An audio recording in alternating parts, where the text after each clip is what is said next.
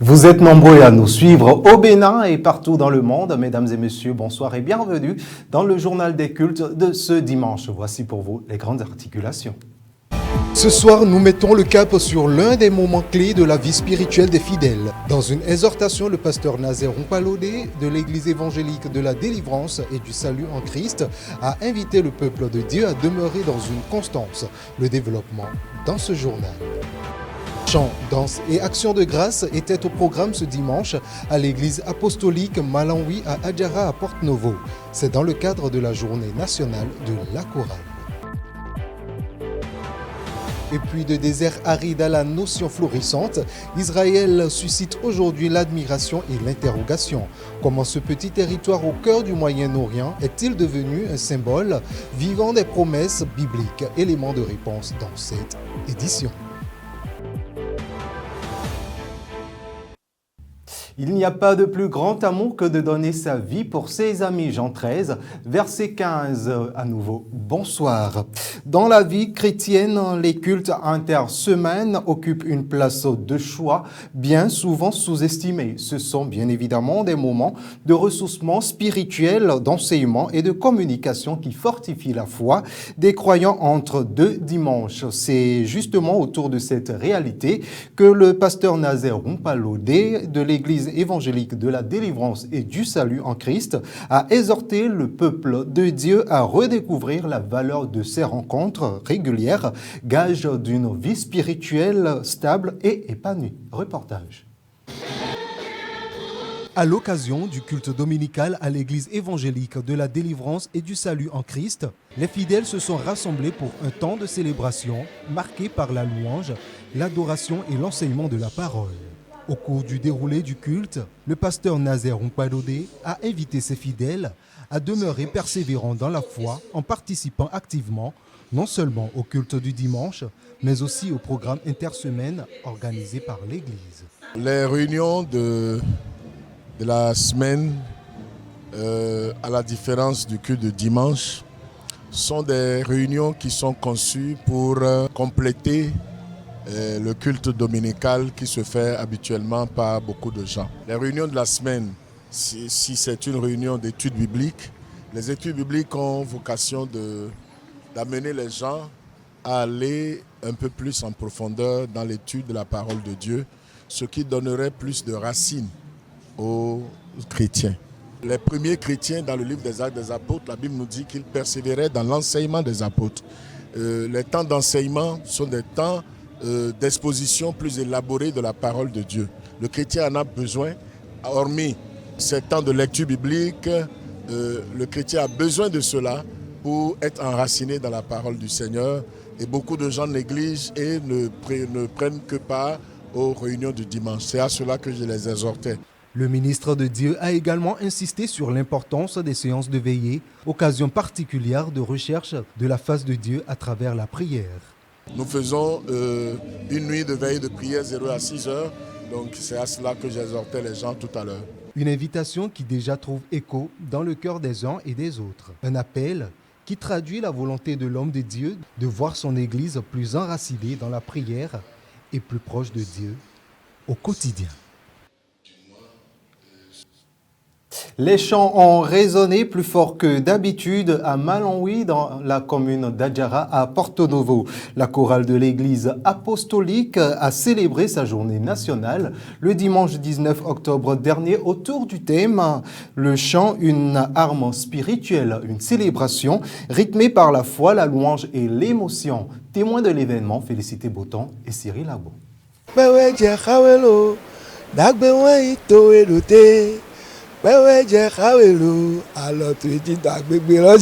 À Malawi, ce 19 octobre 2025 est plus qu'un dimanche ordinaire. Ici, les voix montent comme des prières enflammées. Ce n'est non plus un concert, mais un combat spirituel mené en musique. La chorale de l'Assemblée locale de l'Église apostolique célèbre sa journée nationale. Le chant, une âme spirituelle. Un thème inspiré de 2 Chroniques 20, les versets 20 à 24. Rapidement, pour qu'un chant ait d'effet, il faut d'abord que le chant soit inspiré de Dieu. ça veut dire que le chant de louange n'est pas un chant qu'on peut prendre pour son propre plaisir, mais un chant qui est inspiré de Dieu. Et il doit être chanté également par des hommes de foi. Un moment de joie et de célébration, mais également une occasion propice de remercier les membres de la chorale pour leur sacrifice. À vous, chers membres de la chorale, je dis merci pour votre fidélité, votre discipline et votre engagement. Votre travail acharné est la clé de notre succès et la voie qui élève l'Assemblée vers le trône de Dieu. Dans l'univers de la foi, certaines batailles se gagnent à genoux, d'autres se remportent en chantant. Et ici, chaque refrain, chaque note porte la même conviction. La louange précède la victoire. La chorale dans la vie spirituelle occupe une place très très importante dans l'histoire de l'Église en général et aussi dans l'histoire de l'Église apostolique du Bénin. Parce que lorsque la chorale se met à chanter, vous savez, quand on chante, c'est des paroles bibliques qui constituent les chants, que les chorales exécutent. Donc ces paroles-là sont vraiment puissantes et agissent dans la vie des gens.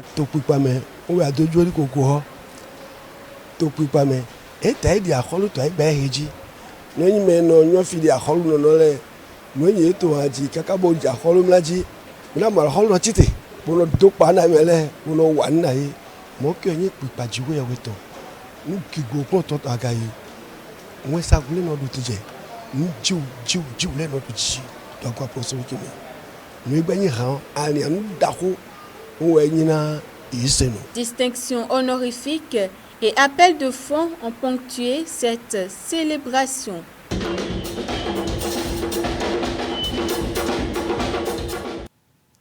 Et puis, hors de nos frontières à présent, allons en Israël où la Terre Sainte continue de révéler ses mystères et de renouer avec son passé biblique à travers un projet singulier.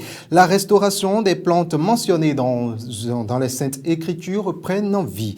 Un retour donc aux racines spirituelles et naturelles qu'a immortalisé nos confrères de TBN-FR. Il n'y a rien de plus satisfaisant que de marcher sur la terre d'Israël dans toute sa gloire, surtout en bonne compagnie. Chaim, comment ça va? Salut, comment ça va? Ça fait plaisir de te voir. J'ai donc rejoint Chaim Birbaum, un croyant local. On va marcher dans cette vallée, dans les bois, jusqu'à Jérusalem. Allons-y, pour un voyage le long de Jvi Israël, le sentier d'Israël. Chaim, il y a donc une signification spécifique aux couleurs du sentier d'Israël. Ouais, vous pouvez le voir juste ici.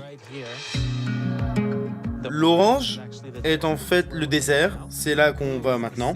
Le bleu, c'est la mer, et le blanc, les montagnes du nord. Quand on part du nord, on passe par les montagnes, les littorales et les déserts. Dans un si petit pays, on voit tout. Et c'est ainsi qu'est Israël. C'est un si petit pays, mais il y a de tout. Vous connaîtrez le pays quand vous le parcourrez. Vous le connaîtrez par vos pieds. Il y a ce lien historique que je ressens quand je marche ici. En tant qu'Israélien, quand je marche, j'ai l'impression... d'être enraciné dans cette Oui, terre. voilà. C'est quelque chose que je peux même pas expliquer. Je pense à ça quand je rencontre d'autres Israéliens au sommet d'une montagne ou près d'un ruisseau avec mes enfants. Nous avons été dispersés dans le monde entier et maintenant nous marchons sur la terre où nos pères se trouvaient il y a des milliers d'années. Et mes parents sont revenus, mon père d'Iran, ma mère d'Europe de l'Est. On est tous de retour vers le même pays, comme si le temps n'avait pas passé. Dès qu'on doit expliquer pourquoi on tient à cet endroit, c'est immédiatement évident que ce n'est pas seulement à cause de la beauté ou l'histoire d'une colline. C'est sûr. C'est surtout à cause du fait que nous sommes ici depuis si longtemps. Et c'est ce qui rassemble les gens ici. Je pense que nous oublions souvent combien nous sommes privilégiés d'être de retour sur cette terre. Il y a seulement quelques dizaines d'années, les gens rêvaient de s'asseoir comme nous le faisons ici, dans cette liberté sur cette terre. Et je pense aussi qu'être assis en tant que juif croyant en Jésus dans cette terre, être dans la terre promise et être capable d'adorer librement et de partager Jésus, c'est tout simplement incroyable. Il est facile de perdre de vue le nombre de miracles, de sacrifices, de changements qui ont dû se produire pour que vous et moi soyons assis ici ce soir, sur la terre que Dieu voulait pour nous. C'est quelque chose d'assez impressionnant. Et puis nous restons toujours en Israël, terre d'alliance et de promesses. Ce pays continue de fasciner le monde. Au cœur de son développement fulgurant, beaucoup y voient l'accomplissement tangible des prophéties bibliques. Entre modernité, innovation et foi ancestrale, le pays incarne un lien unique entre passé et avenir. Toujours avec nos confrères de TBN-FR qui nous plongent dans cette réalité prophétique à travers donc ce reportage qui explore Israël, moderne, un territoire où la parole ancienne semble reprendre vie sous nos yeux.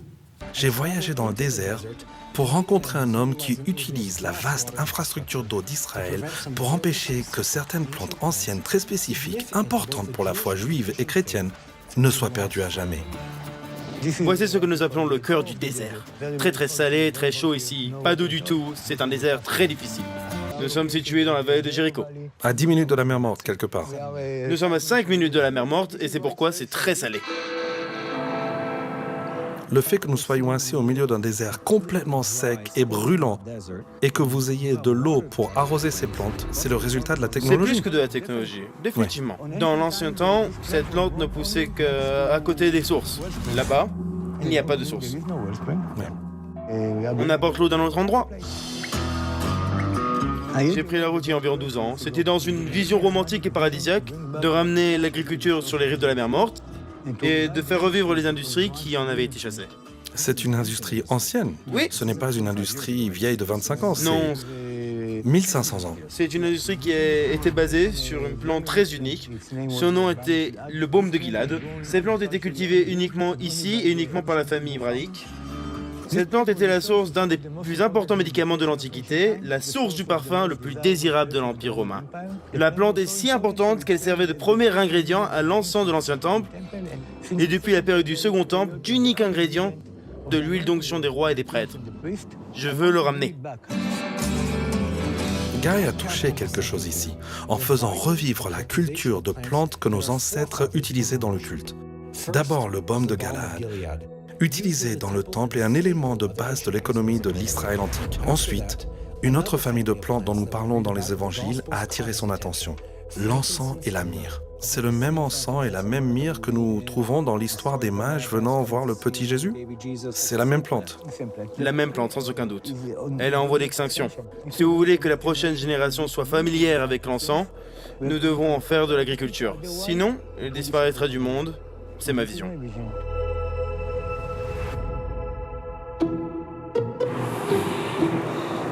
Alors, Guy, ce sont les arbres? Oui. Ce sont les bébés de Guy? Ce sont mes bébés. C'est une myrrhe appelée glandulosa. C'est une myrrhe indienne appelée Commiphora whitey. C'est une myrrhe appelée myrrhe d'Arabie. C'est la myrrhe yémanite, considérée comme une myrrhe de très haute qualité. C'est une odeur très unique. J'ai planté quelques centaines de pousses parce que j'aime vraiment son odeur. Waouh. Ouais. C'est intense. Ouais. Allons à la rencontre du baume de Gilad. Il y a différentes notes d'odeur sur différentes parties de la plante. Nous allons la couper. Apportez votre doigt ici. Sentez-le. C'est une odeur incroyable. Ces plantes étaient sacrées pour nos ancêtres. Et sans cette petite ferme près de la mer Morte, nous pourrions perdre cette partie importante de notre histoire. Guy utilise le même système d'eau qui maintient le peuple d'Israël en vie et hydraté afin de donner vie au désert et s'assurer que ces anciens éléments de culte sont accessibles pour au moins une autre génération. Voilà donc qui vient refermer ce journal des cultes de ce jour. Mesdames et messieurs, merci de nous avoir suivis. N'oubliez pas de vous abonner et de nous suivre également sur nos canaux digitaux, YouTube, Facebook, TikTok, Instagram et X. Très bonne soirée à vous et également bon début de semaine à chacun et à tous. À la semaine prochaine. Que Dieu vous bénisse.